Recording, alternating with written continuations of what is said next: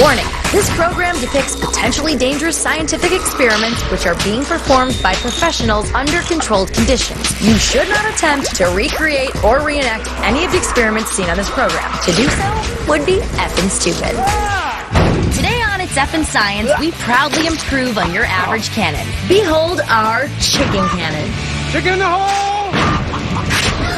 We show you how to hack science to deal with an annoying roommate. Oh, I'm out of here. We'll make some muscle men sweat and burn with bets you can't lose. If she is stronger than you, then you have to dance around this gym. And what happens when Mark tries to bust into a safe using science? This. F the lab coats.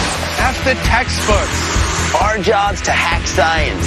To make your life easier. To win a bar bet. To impress your friends. Or just for the hell of it. It's not science. It's effin' science.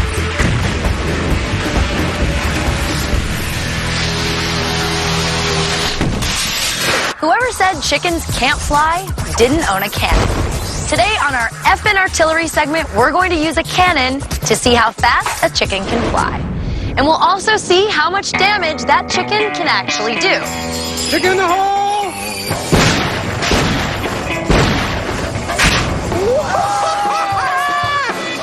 Oh my god, dude! The following is an effin' disclaimer.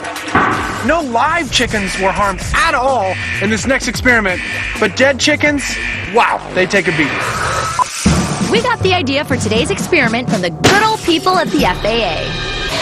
The FAA invented the chicken cannon to shoot dead chickens at airplanes so they could see how well an aircraft would react if it was in a mid-air collision with a flying bird.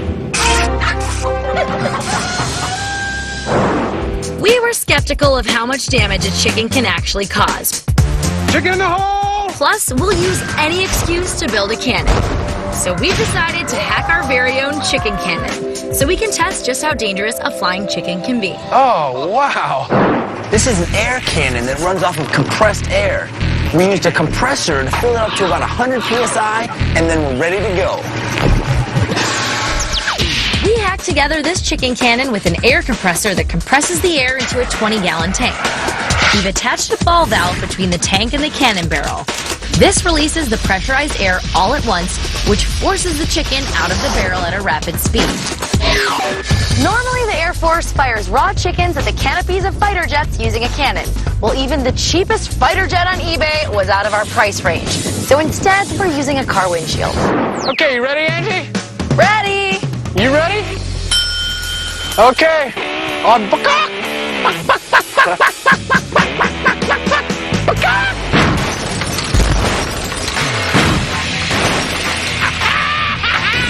I love this show, man! Nice! 68 miles per hour.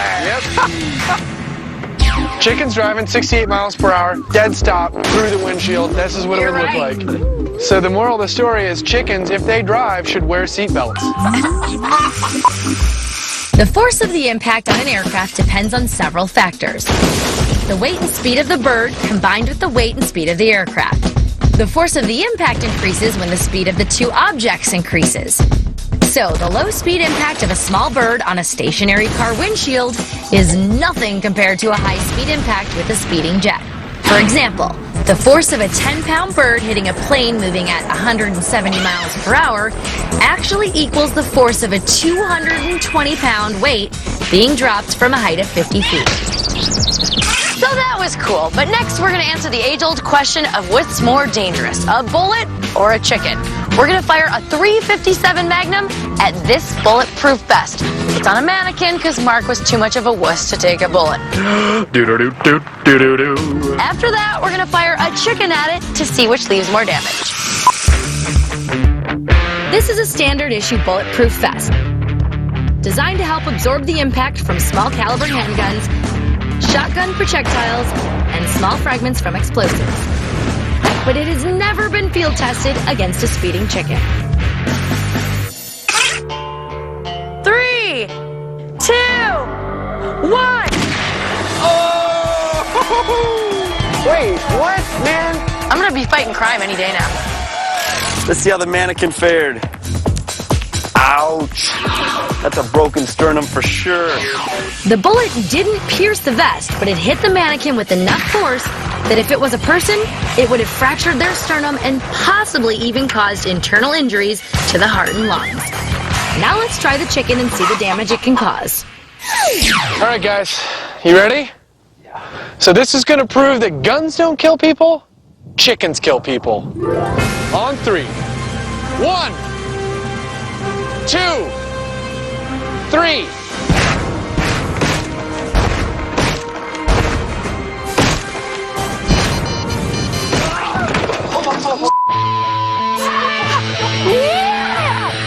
I can finally check that off my bucket list. Shooting a chicken full speed out of a chicken chucker at a mannequin. That's really on your list? Check. Oh. The chicken caused some serious damage to the mannequin, getting completely lodged into the chest cavity and taking the bulletproof vest with it. You're gonna have to pry this chicken from my cold, dead hand. And loose finger. And my wing. The chicken is shockingly way more dangerous than a bullet, and here's why. At 68 miles per hour, the chicken is not going as fast as the bullet. But because the mass of the chicken is greater than the bullet, the chicken actually has almost 5 times more force than the bullet. So, the next time someone calls you a chicken, it's obviously a reference to your awesome destructive power. Coming up, it's safe cracking, Effin science style. Things get wild and ugly. And we turn some he-men into she-men with bets you can't lose.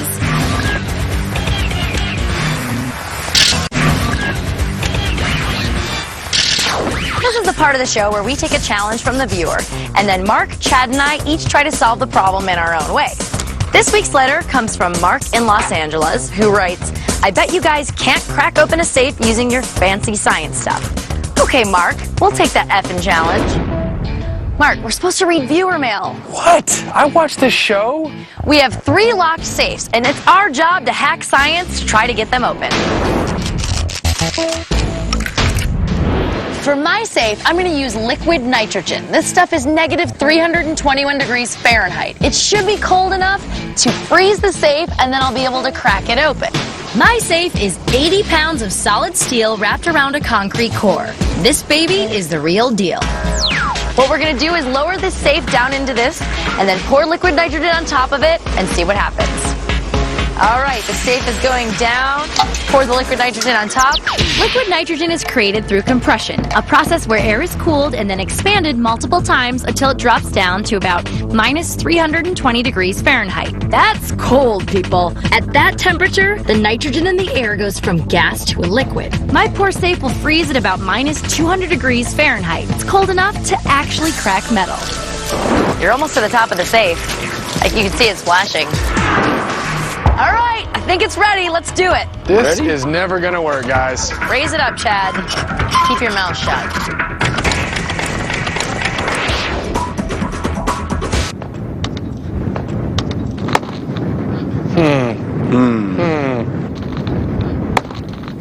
You want a man's touch? Ooh, Chad the triathlete's gonna step in and try. Oh. It worked, guys. I don't know, man. Because you'd have to take all that liquid nitrogen with you if you broke into somebody's house. You take the safe with you.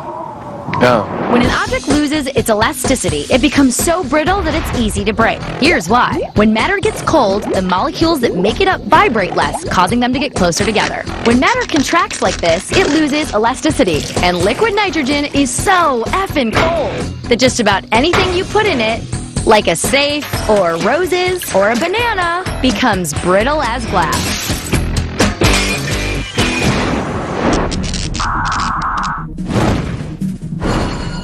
For my part of the challenge, I'm actually going to break into the safe with precision. To do that, I'm going to use an air arc cutter that burns pure oxygen at 10,000 degrees Fahrenheit. Normally it's used to cut through the hulls of ships that are 1 to 2 inches thick, so I don't think this safe is going to be a problem at all. An air arc works pretty simply. Pressurized pure oxygen shoots down a hollow steel rod. The oxygen burns at a toasty 10,000 degrees, melting the tip of the rod and burning anything it comes into contact with. In fact, it's so hot that it melts the rod and the safe at the same time. It's amazing! We breathe this stuff, but an air arc turns it into a deadly steel-cutting blade. There you guys go. There's your safe right there. I'm impressed, man. Chad, seriously, I did not think that was gonna work. See, and we Nice. saved the contents inside. All I had to do was cut along right here, spend a little bit extra time on the locking mechanism, and that's it. The heat in the air arc is so crazy focused that it acts like a red-hot knife going through any damn thing it wants. Pretty cool, man, but wait till you get a load of my method, and you don't have to wear a silly-looking suit. I gotta see this. All right. Using some good old-fashioned explosives right here. Going old school. Dude, don't you think that's a bit much? A bit much? Are you serious? Mr. Science Guy? Really? There's no such thing. All right, before you blow that, I'm walking away. Me too. Whatever, you better walk fast. I got about 15 seconds on that. Here goes something. Ooh, yeah, that thing's hot!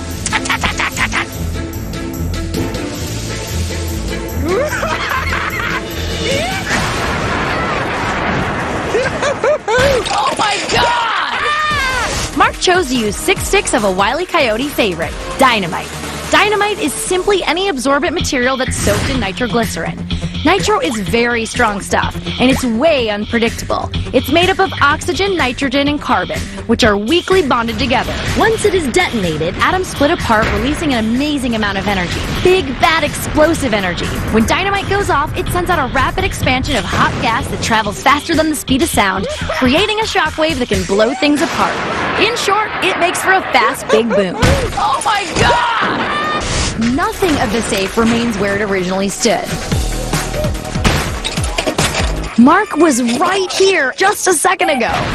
He nearly fit the big one. Cartoon style. Mark, that worked pretty well to get the safe open. Whatever you had inside it is completely gone. Dude, that almost nailed you in the back of the head. Whatever, dude. Totally aware of things. Eyes in the back of the head.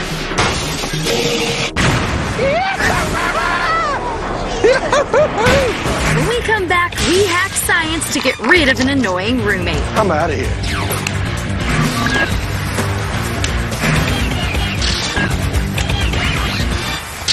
Science has made big strides in medicine to help cure diseases like smallpox and polio. But have they done anything to stop the biggest plagues of mankind? Like an annoying roommate or relatives that stay too long? So, how's that apartment search going? Well, we here at It's Effin Science have created some cool gadgets that'll get a couch potato off your sofa and out of your house. This is What's Effin New. There is nothing more annoying than a TV remote control hog. You know, the kind that gets a power trip every time they have it in their hands. Just as you're getting into your favorite TV show, Mr. Flipper over here decides he wants to watch something on channel 908. And he begins the long trek through 899 other channels to get there. Well, with one of these babies, you can get your power back.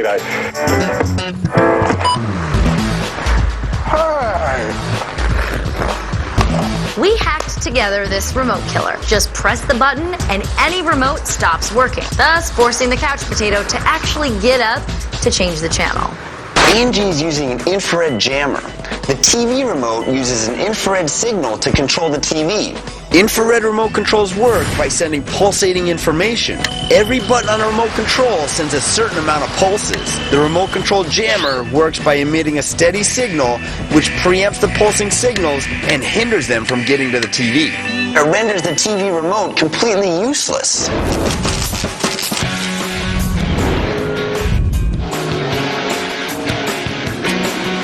And if that doesn't work, there's always a nuclear option. Come on! Yep, sorry about that, man. This may force your sofa spud to do a physical activity. Well, he might even go outside. See you, dude. Can you pick me up some milk? And then you just turn it off and go back to the channel you want. Mark's using a video kill switch. This connects to the back of the TV, the video signal goes in here, and then from here connects to the TV. By hitting the kill switch, you're opening a circuit that is typically closed, which stops the flow of the video signal from the TV. Which is the same thing as unplugging that video line from the back of the TV. Another way to deal with the guy who drives you crazy is to drive him crazy. I find the sound of a dripping faucet to work really well.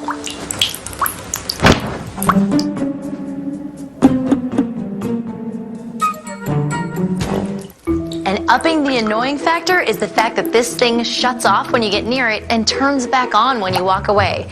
This little hack will drive your target insane.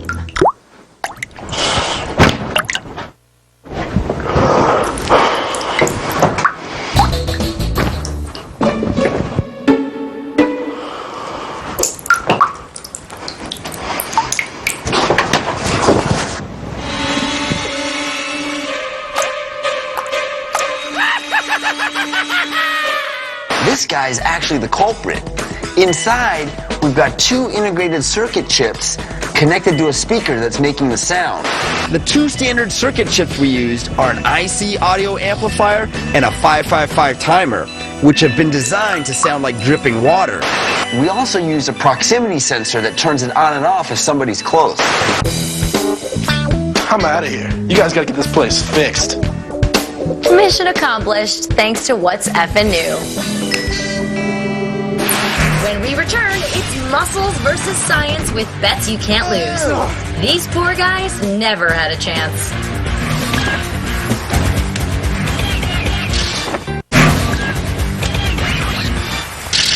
They say there's no such thing as a sure bet. Apparently they have never heard of a thing we like to call effin' science. These are bets you can't lose. We're here to gym because these next tests are bets of brain over brawn, and here there is plenty of brawn. And a little brain. One. Oh, God. And this is Molly and Holly, and they're gonna help us turn some of these He-Men into Girly men. Watch and enjoy as we challenge He-Men to some bets they're sure to lose. We're not out to take their money, just their dignity. You look strong. Maybe. You know what though? I bet you're not as strong as she is. I'm gonna bet you this lovely young lady is stronger than you are. Hey, so here's the deal. If she is stronger than you, then you have to dance around this gym. And a tutu. In a tutu. I don't know. It's lacy. It's red. It's red? Yeah, it's red. Red's my favorite color. I know, it'll match your tattoos there. Yeah, all right, I'll do it. Okay, fine, you got yourself a deal. I'll dance around in a tutu. Okay, man. First one. I bet you can't pull her hand off her head. Straight up. With a straight arm, pry her hand from her head. Easy, right? All right, tough guy. Straight out, like this.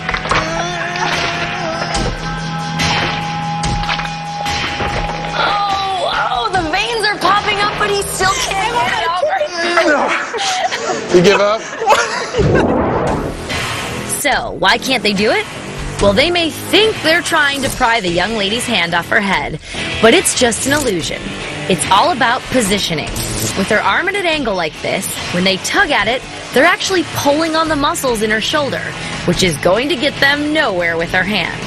And to add insult to injury, with their arms extended, they just don't have the right leverage to do much of anything. It's a no-win situation for the strong men.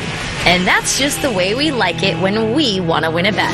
You want a chance to redeem yourself? I bet you her one finger One finger, is stronger than your whole body. one little tiny finger. So she's gonna place her finger on your forehead, and without using your hands, you're gonna stand up out of the chair. You ready? Stand up. Are you trying? Try a little harder. I see your strong legs. Looking straight ahead. Straight ahead. Use your leg muscles or something. Come on, man, do it. Do it. Do it. Do it. You failed. All right. These muscle men can't stand up thanks to the unbending laws of physics and a little thing called leverage. When seated, all of your weight is in front of you, in your legs, stomach, and arms. Your head is the furthest thing back. Without any leverage, it's impossible to stand up. So one simple finger can appear to hold them down. But it's really just a matter of not being able to lean forward enough to use your leg, arm, and stomach muscles to get up. Guess what time it is? Tutu time. It's tutu time. Oh, yeah. Just for you. So, the next time you're feeling a little inadequate at the gym, remember, brains always beat out brawn. Try some of these scientifically proven bets you can't lose. So that's all we have for this week. Just remember, Science can annoy the most annoying roommate. Guns don't kill mannequins. Chickens kill mannequins. And make sure you're safe before cracking a safe. oh my God! It's not science, it's effin' science.